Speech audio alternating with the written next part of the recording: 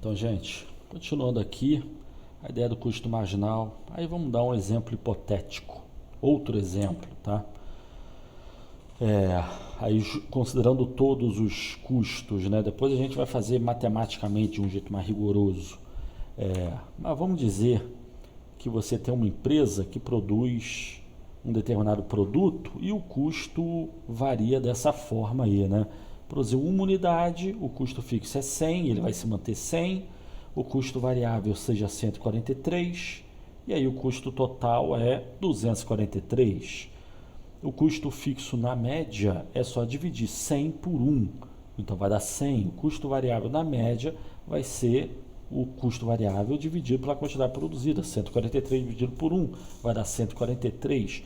E o custo total médio é só dividir o custo total, essas três colunas finais é só dividir as três primeiras pela quantidade produzida, né? Mas aí vamos dizer que duas unidades, o custo varia dessa forma, né? O custo fixo se mantém, o custo variável cresce, e o custo total é só a soma dos dois, né? Mas eu vou botar a coluna do custo marginal ali depois. A gente vai ver o que? A primeira unidade custou 143 unidade monetária, 143 reais. Mas a segunda unidade não custou 286, ou seja, o custo variável aumentou, mas não dobrou. A produção dobrou, mas o custo variável não, né? E aí nós temos a conta do custo fixo médio, custo variável médio, custo total médio. E aí vamos dizer que aumentando a produção, o custo vai mudando. E aí é interessante olhar primeiro o custo fixo médio, ele está só caindo. O custo variável médio também está diminuindo, né? Estamos na fase inicial do nível de produção. Aí olhando só a curva do custo variável médio, né, aumentando a quantidade produzida, a gente vai ter diferentes custos. Até, digamos, aí essa sétima unidade, o custo variável médio só vai caindo.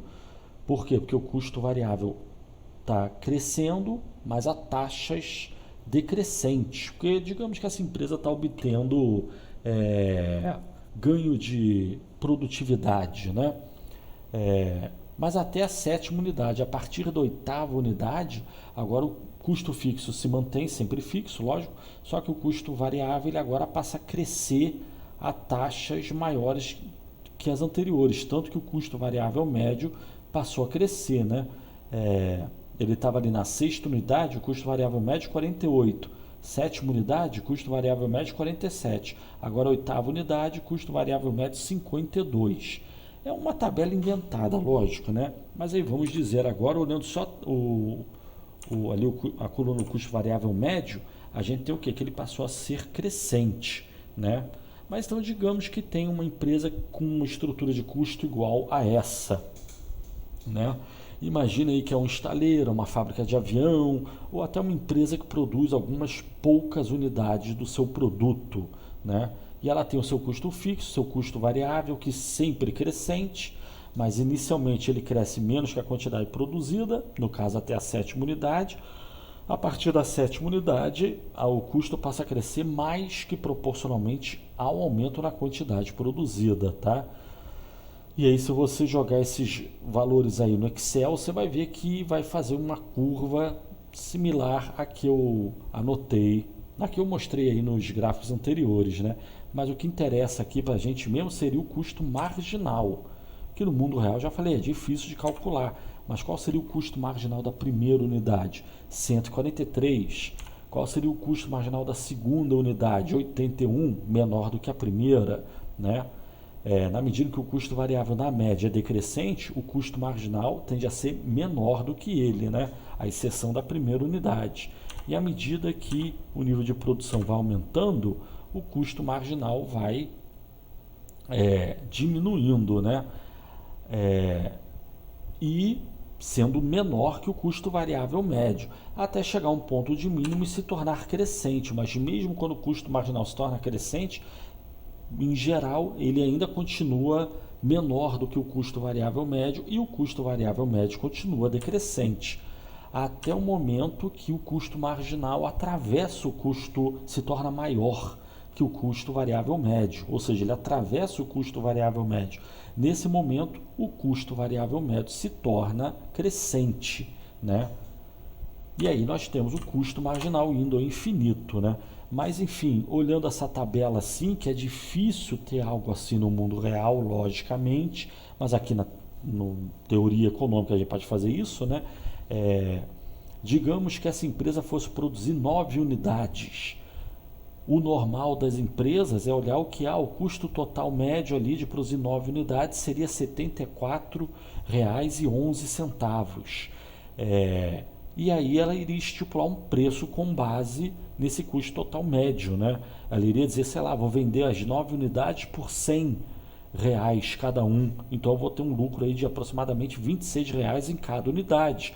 Ela vai fazer essa contabilidade dessa forma, é assim que se faz mais ou menos no mundo real, se considera os valores de médios, mas se a gente considerar ali o custo marginal, a gente vai ver o quê? Que o custo marginal de produzir a 9ª unidade é maior do que o preço hipotético que essa empresa estaria cobrando, né?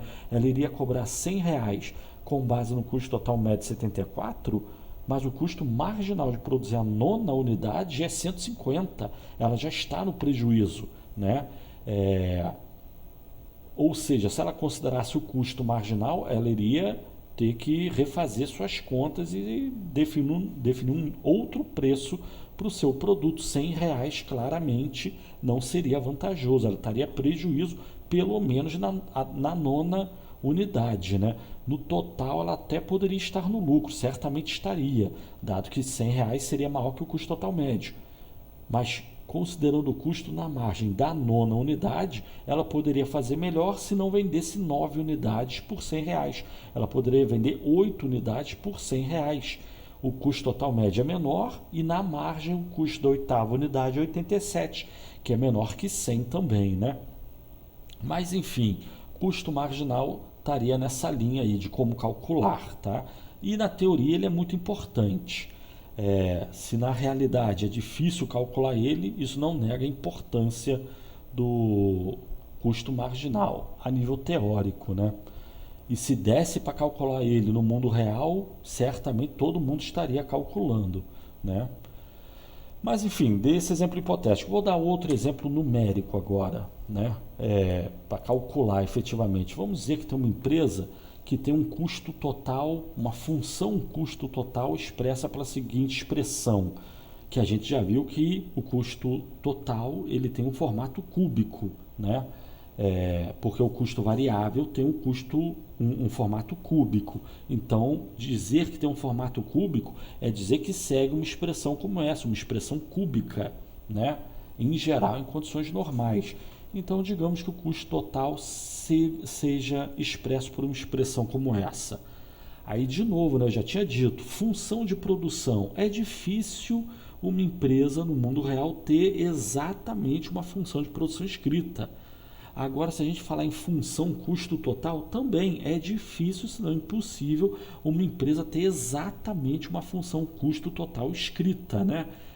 Assim, do jeito que eu estou escrevendo aí. Isso aí é na teoria econômica. Mas no mundo real, se você for ver qualquer padaria, qualquer pizzaria, qualquer fábrica, qualquer empresa, ela vai tentar ali aproximar o que seria o custo de produção, nem que seja o custo total de produzir uma certa quantidade. Voltando à tabela anterior, né? Produzir uma certa quantidade, o custo total é tanto, tá? Então, o custo total na média é um certo valor. Esse valor está escondendo o custo na margem, o que é um perigo e uma ameaça, tendo-se em vista o objetivo de maximizar lucro, né? Mas, enfim, considera uma empresa que tenha uma função custo total igual a essa. Sendo assim, se ela fosse calcular o custo total médio, o que ela faria? Seria só dividir a função custo total por Q. Então, essa seria a expressão do custo total médio, tá? E para achar o custo marginal, seria o quê? O custo marginal é a variação do custo total dada a variação da quantidade. Aqui a gente pode calcular como sendo aproximadamente a derivada da função custo total em relação à quantidade. Então é só derivar a expressão inicial lá de custo total em relação a Q. E aí a função do custo marginal seria expresso por uma expressão igual a essa, né? Mas aí, de novo, uma equação como essa nenhuma empresa tem, nem custo total, nem custo total médio, nem custo marginal. O que as empresas do mundo real faz é produzir um tanto, ver tudo que gastou e faz a conta do custo total médio para essa quantidade produzida. Se a produção fosse um pouco maior ou um pouco menor, aí a empresa trataria de ver o que ela está gastando a mais ou a menos. Mas também tem empresas que têm mais experiência no mercado, né? Certamente a Coca-Cola sabe melhor do que muitos outros produtores por aí como que variaria o custo de produção dado a variação da quantidade produzida. A Coca-Cola tem ampla experiência de décadas com várias diversas diferentes fábricas. Ela sabe mais ou menos qual seria a variação dos custos dada a variação da quantidade, né? E já tem até ideia aproximada do que seja o seu custo na margem, né? Mas enfim, se a gente considerar que a quantidade produzida seja 10, então a gente tem o quê? Que o custo total de produção é só substituir Q igual a 10 nas funções acima, a gente teria o custo total de produção seria 800, o custo total médio de produção seria 80, e mais o custo na margem seria 280. Então o custo na margem, como a gente já viu até graficamente, ele é muito maior do que o custo total médio, né? Dado que o custo total médio esteja lá na faixa crescente da curva, né? E daí que se você olhar no mundo real de novo, uma empresa iria fazer, o meu custo total foi 800, o custo total médio para produzir 10 unidades é 80, então se eu vender por 100, por 150, por 200, ela vai achar que está num lucro enorme, mas o custo na margem de produzir a 10ª unidade é 280. Vender por 200, você não está maximizando seu lucro, você está tomando prejuízo, pelo menos nessa 10ª unidade, né? Então, calcular o custo marginal, teoricamente, é fundamental, e se no mundo real isso não é feito, é porque é difícil calcular, mas se desse para calcular, se calculava, né? E podendo ter aproximações dele, ótimo, né? Mas, enfim, muita gente é crítica, não só alunos, ao se deparar com a ideia de custo marginal. Muita gente é crítica, como, por exemplo, o famoso Keynes.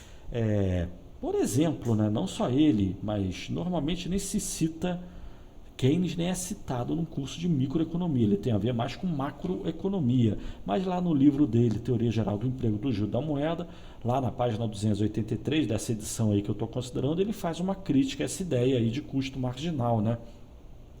Ele bota os homens de negócio, as empresas do mundo real, né? Em sua maioria, interessante isso, maioria, ou seja, tem gente que considera casos raríssimos, uma Coca-Cola da vida, por exemplo, em sua maioria, mostram-se surpresos quando se sugere que suas políticas de preço deveriam ser estabelecidas com base num cálculo preciso do custo marginal a curto prazo, né? Que é o custo na margem que você está tendo por produzir uma unidade a mais ou a menos do seu produto, né?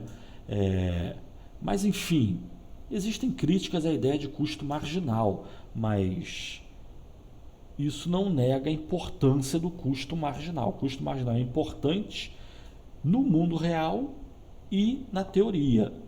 Na teoria é fácil para a gente calcular, no mundo real é mais difícil, por isso que existe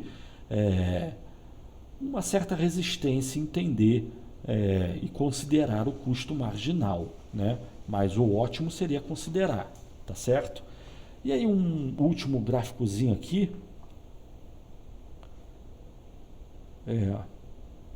uma última ideia aqui para acabar esse minutinho aqui do vídeo. A gente também tem, com relação ao custo de produção, a gente tem um conceito interessante que é a ideia de curva de aprendizagem. O que é a curva de aprendizagem? É só um conceito, não tem que calcular nada. É a ideia de que um produtor, mas é um conceito importante, um produtor, na medida em que ele produz o seu produto ao longo do tempo, ele tende a aprender como produzir, como evitar desperdício, como se tornar mais eficiente, e na medida que ele vai melhorando sua atividade produtiva, ele tende a ir reduzindo seus custos, né? Então a curva de aprendizagem ela indica isso. Quanto mais tempo uma pessoa se dedica a produzir algo, na média os seus custos tendem a diminuir, porque evita desperdício, ganha eficiência, né? E coisas do tipo. Ou seja, experiência é muito importante.